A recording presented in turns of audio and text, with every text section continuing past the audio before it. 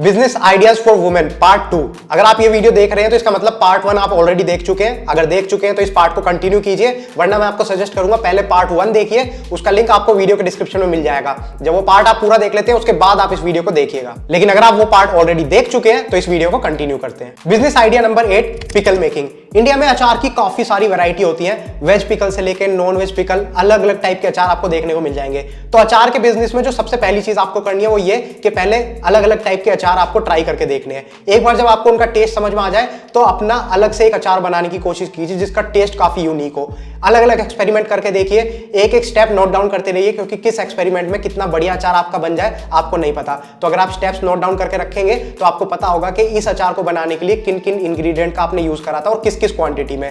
और कोशिश कीजिए कि जो अचार का फ्लेवर आपने बनाया है, जो टेस्ट उसका बनाया है, वही टेस्ट आपका बरकरार रहना चाहिए अगर आप फ्यूचर में कभी भी उस टाइप का अचार बनाते हैं। क्योंकि जो लोग आपके साथ जुड़ेंगे, जो कस्टमर आपके साथ जुड़ेंगे, उनको वो सेम टेस्ट चाहिए होगा। एक बार जब आप अपने एरिया में पॉपुलर हो जाते हो, आसपास के ऑर्डर्स आपको मिलने लग जाते हैं, तो उसके बाद आप रेस्टोरेंट्स को कांटेक्ट कर सकते हो, कैंटीन्स को कांटेक्ट कर सकते हो, वहां पर अपना अचार डिलीवर कर सकते हो। पूरे इंडिया में अगर आप फैलना चाहते हो तो Amazon और फ्लिपकार्ट जैसी वेबसाइट पर आप रजिस्टर करके वहां पर अचार सेल कर सकते हो। फॉरेन कंट्रीज में इंडिया के मसालों की और पिकल्स की डिमांड काफी ज्यादा होती है, तो आप इंटरनेशनली भी इसको एक्सपोर्ट कर सकते हो। बिजनेस आइडिया नंबर 9, आप पैकेज स्नैक्स बिजनेस शुरू कर सकते हैं। बच्चों को क्या चाहिए? बच्चों को स्नैक्स चाहिए, चिप्स हो, नमकीन हो, कुकीज हो, कुछ भी हो, उनको चाहिए। पेरेंट्स उनको मना नहीं कर सकते, लेकिन पेरेंट्स उनके लिए हेल्दी ऑप्शंस ढूंढ सकते हैं। आप क्या कर सकते हैं? आप ऐसा बिजनेस शुरू कीजिए जहां पर आप स्नैक्स बना रहे हैं, हेल्दी स्नैक्स होने चाहिए और अफोर्डेबल प्राइस में पेरेंट्स को प्रोवाइड कराइए।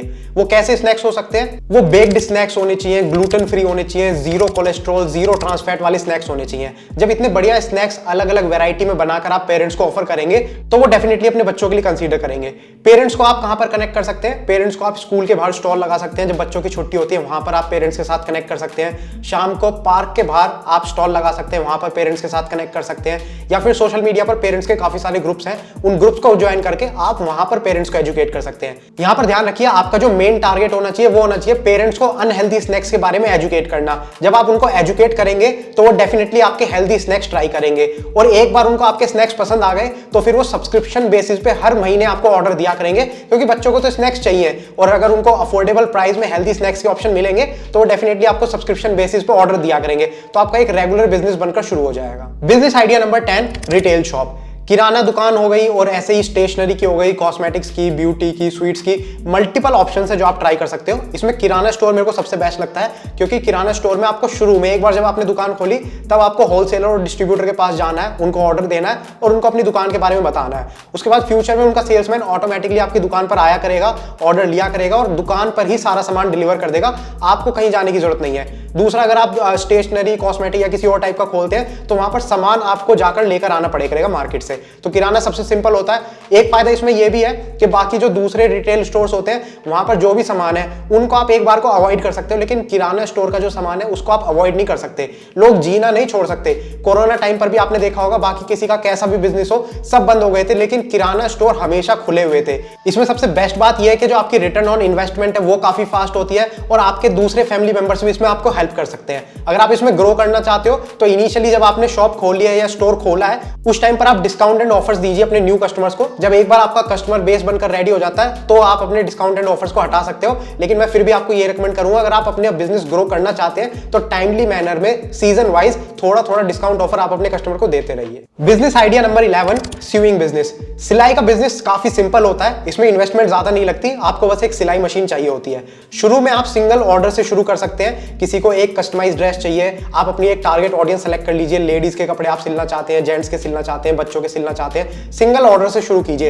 एक बार जब आपको काम अच्छे से समझ में आ गया उसके बाद आप 2-3 लोग हायर कर सकते हैं और बल्क में ऑर्डर क्रिएट कर सकते हैं। किसी मैन्युफैक्चरर से या किसी फैशन डिजाइनर के साथ टाई अप करके आप बल्क में क्वांटिटी रेडी कर सकते हैं। बल्क में क्या होता है, शर्ट सिल सकते हैं आप, टी शर्ट सिल सकते हैं, बैग्स होते हैं, स्कूल ड्रेसेस होती हैं, वर्क रिलेटेड ड्रेसेस होती हैं, ये सारी चीजें आप सिल सकते हैं। और इंसानों तक ये लिमिटेड नहीं है, पेट क्लोथिंग भी होती है जिसमें पेट ड्रेसेस होती हैं, सॉक्स होती हैं, टॉवल्स होते हैं, इन सारी चीजों की आप सिलाई का काम कर सकते हैं। बच्चों के लिए रियूजेबल डायपर्स होते हैं, उनके टॉवल्स होते हैं, मिटन्स होते हैं, इन सब का काम आप शुरू कर सकते हैं। और बल्क में जब आप ये करेंगे तो आपका ये काम ग्रो करने लग जाएगा। Business idea number 12, boutique store. आप अपना खुद का बुटीक स्टोर खोल सकते हो। उसके लिए पहले आपको अपनी टारगेटेड ऑडियंस समझनी पड़ेगी। अगर आप टीनेजर्स को टारगेट करना चाहते हो तो उनकी क्लोथिंग स्टाइल अलग होता है, ओल्ड लेडीज का अलग होता है, यंग वुमेन का अलग होता है, उसमें भी उनका वर्क रिलेटेड अलग होता है और पार्टी रिलेटेड अलग होता है। तो पहले आप अपनी टारगेटेड ऑडियंस डिफाइन कर लीजिए। जब एक बार आपको समझ में आ जाता है तो आप प्राइजेस उसके अकॉर्डिंग डिसाइड कर सकते हो। इसमें मैं आपको ये रेकमेंड करूंगा कि जो वर्किंग वुमेन होती है उनको टारगेट कीजिए, क्योंकि उनकी जो स्पेंडिंग कैपेसिटी होती है वो थोड़ी ज्यादा होती है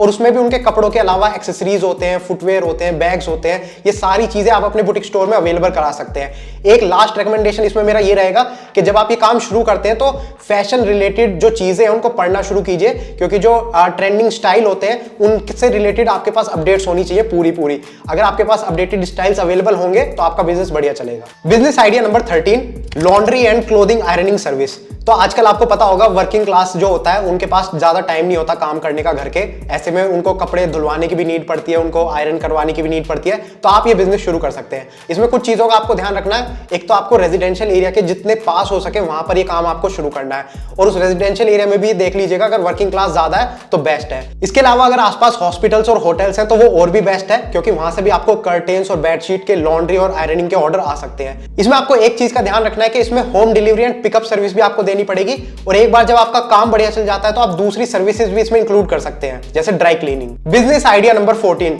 kids day care, pet care, health care centre for elderly people. अभी जैसे मैंने आपको पिछले आइडिया में बताया कि वर्किंग क्लास होता है, उनके पास टाइम नहीं होता, तो अगर उनके पास बच्चे हैं, पेट्स हैं या फिर उनके पेरेंट्स हैं तो आप उनके लिए एक सेंटर खोल सकते हैं, डे केयर सेंटर, जिसमें जब वर्किंग क्लास अपने काम पर जाते हैं तो आप इनको रख सकते हैं। बच्चों का एग्जांपल लेके चलते हैं। मान लीजिए आप बच्चों के लिए एक डे केयर सेंटर खोलते हैं, तो वहां पर आपको काफी सारी चीजों का ध्यान रखना चाहिए। सबसे पहले स्पेशियस जगह होनी चाहिए जहां पर बच्चों के खेलने के लिए, डाइनिंग के लिए और स्लीपिंग के लिए एरिया होना चाहिए। इक्विपमेंट आपके पास होने चाहिए, desk, chairs, toys, medical kit, बच्चों के लिए हेल्दी फूड, बुक्स, ये सारी चीजें आपको रखनी पड़ेंगी। और बच्चे वहां पर पूरा दिन रहेंगे तो सारे ही सेफ्टी प्रोसीजर्स आपको फॉलो करने पड़ेंगे। अगर आपने कोई डे केयर ट्रेनिंग कर रखी है तो वो और भी बेस्ट है। आपके पास स्टाफ है तो उसकी भी ट्रेनिंग कराइएगा। अगर आपके पास पुलिस क्लियरेंस सर्टिफिकेट है तो उससे पेरेंट्स का ट्रस्ट बढ़ता है आपके ऊपर। इसके अलावा फायर सेफ्टी स्टैंडर्ड आपके पूरे फॉलो होने चाहिए। मतलब जितना बढ़िया एनवायरमेंट आप रखेंगे उतना ज्यादा पेरेंट्स का ट्रस्ट होगा और उतनी इजीली वो अपने बच्चों को वहां पर छोड़ेंगे और आपका बिजनेस बढ़ेगा। एक चीज और ध्यान में रखिएगा कि पेरेंट्स डे केयर सेंटर में बच्चों को छोड़ते बेशक है, लेकिन अगर उन्हें दिख रहा है कि यहाँ पर बच्चों की ग्रोथ नहीं हो पा रही तो वहां पर फिर वो बच्चों को बाहर भी निकाल लेते हैं। तो आपको बच्चों की ग्रोथ पर भी ध्यान देना है, मेंटली ग्रोथ उनकी करवानी है, उनको सिखानी है चीजें और हेल्दी खाना उनको प्रोवाइड कराना है। Business idea number 15, oil making. तो आपको पता है अलग अलग टाइप के ऑयल होते हैं। सबसे पहले नोट डाउन कर लीजिए कितने टाइप के होते हैं। कोकोनट हो गया, ऑलिव ऑयल हो गया, नट ऑयल हो गया जिसमें आमंड ऑयल आ जाता है। तो ऐसे काफी डिफरेंट टाइप्स के होते हैं। इसके बाद आप वहाँ के जो डिस्ट्रीब्यूटर्स हैं, होलसेलर्स हैं, उनको कॉन्टैक्ट कीजिए। ज्यादा दूर जाने की आपको जरूरत नहीं है, क्योंकि अगर आप ज्यादा दूर जाएंगे तो फिर ट्रांसपोर्टेशन कॉस्ट उसमें ऐड हो जाएगी। अपने घर के आसपास ही कोई होलसेलर सप्लायर अगर आपको मिलता है तो उनको कॉन्टैक्ट कीजिए, ये चीज लेकर आइए। इसके बाद जो ऑयल एक्सट्रैक्शन टेक्निक्स होती है उनके बारे में पता कीजिए। इसमें कोल्ड प्रेस टेक्निक भी होती है, हॉट प्रेस टेक्निक भी होती है।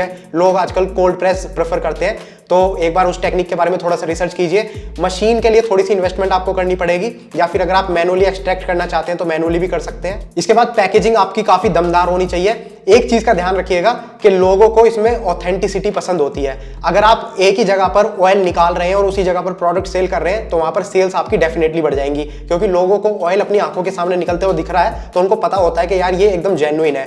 ऐसा मत कीजिएगा कि किसी दूसरी जगह पर आपने प्लांट लगा लिया, ऑयल वहां पर निकाल रहे हैं और दूसरी जगह पर शॉप खोल ली, वहां पर ले जाकर सेल कर रहे हैं। वहां पर ज्यादा फायदा नहीं होगा, क्योंकि लोगों को पता नहीं है, वो डाउट में रहेंगे कि पता नहीं ये फेक है, ओरिजिनल है, कैसा है। तो जहां पर आप ऑयल निकाल रहे हैं वहीं पर उसको सेल करने की कोशिश कीजिए। इसमें दूसरी चीजें भी आप ऐड कर सकते हैं, जैसे डेयरी प्रोडक्ट्स में लोगों को दूध चाहिए होता है, घी चाहिए होता है। अगर आप वो भी निकाल कर रखना चाहते हैं तो वो भी सेल कर सकते हैं। एक आजकल लोग वीगन बनने की कोशिश कर रहे हैं, जिसमें उनको डेयरी प्रोडक्ट्स भी पसंद नहीं होते, वो डेयरी प्रोडक्ट्स को अवॉइड करते हैं। तो उसमें पनीर का ऑल्टरनेटिव जो उन्होंने ढूंढा हुआ है वो है टोफू, जो सोया मिल्क से बनता है। तो अगर आप वो भी बना सकते हैं तो उसको भी इसमें इंक्लूड कर सकते हैं। तो ओवरऑल ऑयल रिलेटेड जितने भी काम है ये सारे से रिलेटेड ये बिजनेस आइडिया जो मैं आपको दे रहा हूं। Business idea number 16, spices making. India में मसालों की हिस्ट्री पुराने टाइम से रही है। जब इंडिया सोने की चिड़िया कहा जाता था उस टाइम पर हम मसालों का ही व्यापार करते थे, और आज की डेट में भी इंडिया के जो मसाले हैं पूरे वर्ल्ड में उनका कहीं मुकाबला नहीं है। तो आप स्पाइस मेकिंग बिजनेस शुरू कर सकते हैं। इसमें आपको इंग्रेडिएंट्स की नॉलेज होनी चाहिए, इंग्रेडिएंट्स आपके ऑथेंटिक होने चाहिए।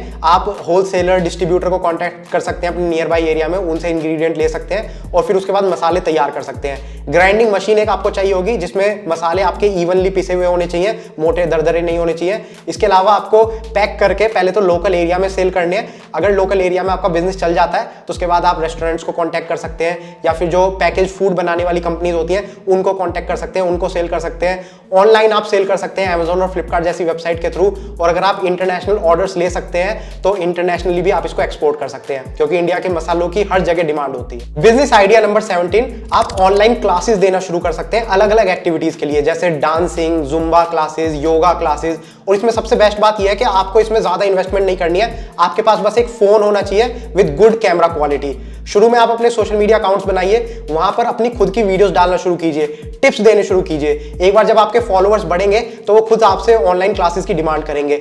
आप मल्टीपल क्लासेस दे सकते हैं जितनी आपकी कैपेसिटी है, एक दिन में 2 क्लासेस, 4 क्लासेस, 8 क्लासेस, 10 क्लासेस, जितनी क्लासेस आप देना चाहे उतनी दे सकते हैं। इन क्लासेस में कोई लिमिट नहीं होती स्टूडेंट्स की, कितने भी स्टूडेंट्स आप ऐड कर सकते हैं। मान लीजिए आप एक क्लास में 50 स्टूडेंट भी ऐड करते हैं और ऐसी 4 ऑनलाइन क्लासेस भी अगर आप दिन में देते हैं तो आपके 4 घंटे मुश्किल से लगेंगे और टोटल 200 स्टूडेंट का बेस आपके पास होगा। और धीरे धीरे जब आपकी पॉपुलैरिटी बढ़ती है ना तो उसके बाद आप अपने कस्टमर्स का फीडबैक, टेस्टिमोनियल लेकर वो भी अपने सोशल मीडिया पर डाल सकते हैं। वहां से और क्लाइंट्स आपको मिलेंगे। स्कूल्स को कांटेक्ट कर सकते हैं आप, वहां पर वर्कशॉप दे सकते हैं, क्लासेस दे सकते हैं। ऑफिसेज को कांटेक्ट कर सकते हैं, वहां पर वर्कशॉप दे सकते हैं। और आपके घर के आसपास अगर कोई जिम है तो जिम ओनर्स को आप कांटेक्ट कर सकते हैं, उनके जिम में भी आप ये सारी क्लासेस ऑफर कर सकते हैं। और ये सब कुछ होगा जीरो इन्वेस्टमेंट में, आपको कोई इन्वेस्टमेंट नहीं करनी है, बस आपकी नॉलेज इसमें लगेगी। ये वीडियो थोड़ी सी लंबी थी क्योंकि इसमें काफी सारे बिजनेस आइडियाज को काफी डिटेल में मैंने बताया है, इसलिए मैंने इसको मल्टीपल पार्ट्स में डिवाइड किया हुआ है। इस पार्ट को आप पूरा देखिए और इसका जो नेक्स्ट पार्ट है अगर आप वो देखना चाहते हैं तो वीडियो के डिस्क्रिप्शन में आपको सारे पार्ट्स के लिंक मिल जाएंगे और कमेंट सेक्शन में भी मैं सारे पार्ट्स को पिन कर दूंगा, तो आप वहां से क्लिक करके दूसरे पार्ट्स देख सकते हैं।